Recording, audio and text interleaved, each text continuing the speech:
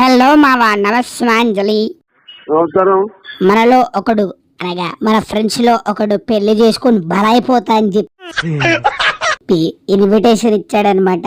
So సిగ్గు లేకుండా దొబ్బి తినడానికి వెళ్ళిపోతున్నా.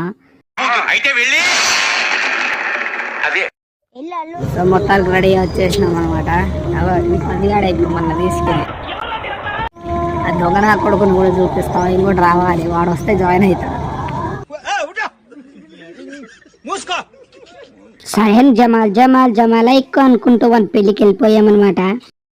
ఈడు జీవితాంతం నాశనం అయిపోవాలని దీవించి వచ్చేసాను మామ.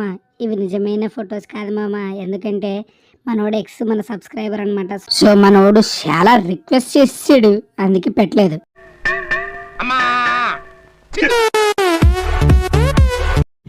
సో గాయ్స్ చూస్తున్నారా, ఎక్కడికైనా చూస్తున్నారా, కొత్తగా తీసుకొచ్చేసి డ్యామ్ చూస్తున్నారు కదా ఎంత పెద్దగా ఉందో. చెరువుకే దెబ్బేసే నా కొడుకులు వీళ్ళిద్దరు. చెరువుల్లో స్వరంగాలు తవ్వి మరి వెళ్ళిపోయే కొడుకులుగా. మెయిన్గా వాడు ఏమనంటే కళ్ళద్దాలు పెట్టుకుంటాడు, ఎటుగా అన్నట్టు చూస్తూ ఉంటాడు అంతే. పొద్దున్నే బేవర్స్ గాళ్ళు ఎక్కువైపోయారు.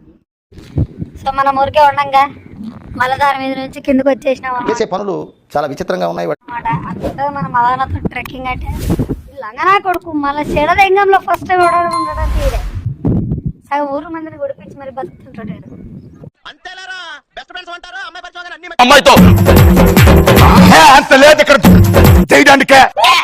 సో ఎలాగైతే అలాగే చూసేద్దామని చెప్పేసి కిందికి వచ్చేసాం మావా. మొత్తం చూసాం.